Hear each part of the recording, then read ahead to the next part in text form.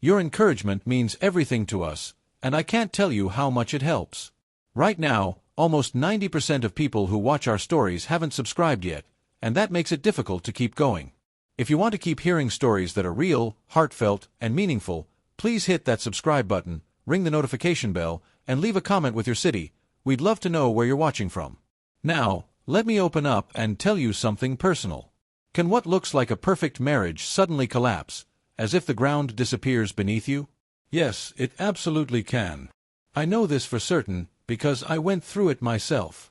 Violet and I had a story that seemed unbreakable. We had known each other since school, neighbors, classmates, always just a step away from each other.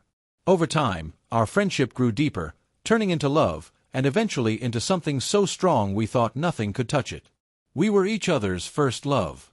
She waited patiently for me to return from my military service, and when I came back, we both went on to college. Only after all that, when we felt we were ready, did we finally marry. Our wedding wasn't funded by anyone else.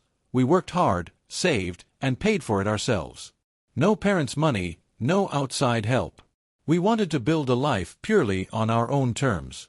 As for children, we agreed not to rush into that stage. We said maybe by the time we turned 30 or 35, but not yet. Diapers and sleepless nights weren't on our minds. Instead, we focused on saving slowly and carefully for a home of our own. When we applied for a mortgage, though, the bank turned us down. That forced us to make a choice.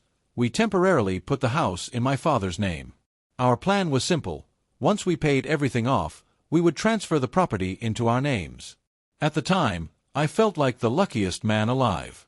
As the years passed, both of our incomes rose steadily.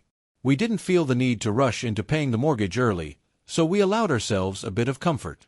First, we bought one car, then another. But because I was working as a self-employed programmer, we registered everything under my parents' names to keep the paperwork simple. Nothing was in Violet's name. Why? Because she had no one left from her family's side. Her parents had died in a tragic car accident, losing control on a slick highway and swerving into oncoming traffic. That loss devastated her. It was a wound that took years to heal, and even I felt it deeply because I had grown to love her parents as if they were my own. Eventually, she managed to climb out of that darkness, and together we found our rhythm again. Life between us was calm. We never fought, never shouted, never let small arguments turn into storms. Sometimes I even joked that it was too calm, almost boring compared to other couples. But one day, that peace shattered. Out of nowhere, Violet snapped. She exploded over something so small that it left me stunned. Usually, she went to the supermarket alone, filled the cart, and brought everything home without complaint. Sometimes I helped, but it wasn't a big deal. This time, though, when I struggled with a heavy cart, she suddenly shouted, "And these damn bags! You could have broken your back." Tears welled in her eyes as she pulled away from me. I tried to calm her, but she only grew more upset, yelling that if I had just called her, she would have come and let me handle things on my own for once. Then, without warning, she grabbed her things and said she was leaving to stay with her friend Aurora. I stood there feeling foolish, unable to understand what had just happened. It seemed absurd, leaving me over grocery bags. But deep down, I knew this wasn't really about groceries. Something else was wrong, though I didn't want to push her to admit it. I thought she would come back when she was ready to talk. Instead, weeks passed. I called, I texted, but Violet never answered. After 3 weeks of silence, I stopped trying. 2 more weeks dragged on, and then Aurora showed up at my door.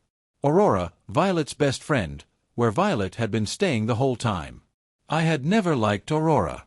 She was the kind of person who always seemed to enjoy having the upper hand. When she walked in, smirking, I immediately asked if Violet had sent her. She shook her head, pretending to pout, and said she came on her own. She sat on my couch, crossing her legs in a way that was meant to provoke. Then she leaned in without warning and kissed me, even trying to slip her hand where it didn't belong. I shoved her away, furious and shocked, and demanded she leave. She laughed, calling me an idiot, saying she was only trying to save my marriage. That's when she revealed what was really going on. After Violet's parents died, Aurora said, she wanted to feel alive again, to boost her self-confidence. So, she joined a dating site.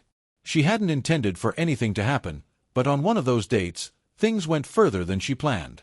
Violet was sick with guilt and disgust at herself and couldn't bring herself to face me. According to Aurora, if I had just cheated too, maybe we could have started fresh. She actually winked at me, as if she had done me some favor. I was furious. I told her to get out, and that Violet could collect her things, but she was not welcome anymore.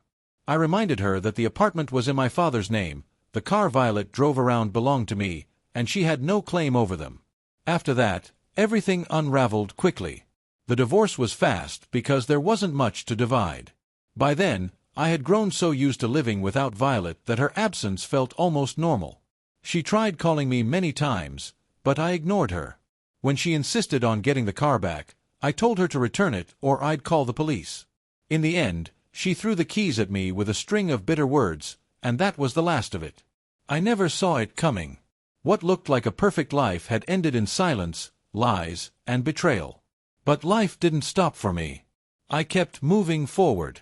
And if this story touched you in any way, don't forget to like and subscribe, because your support helps me share more stories like this one.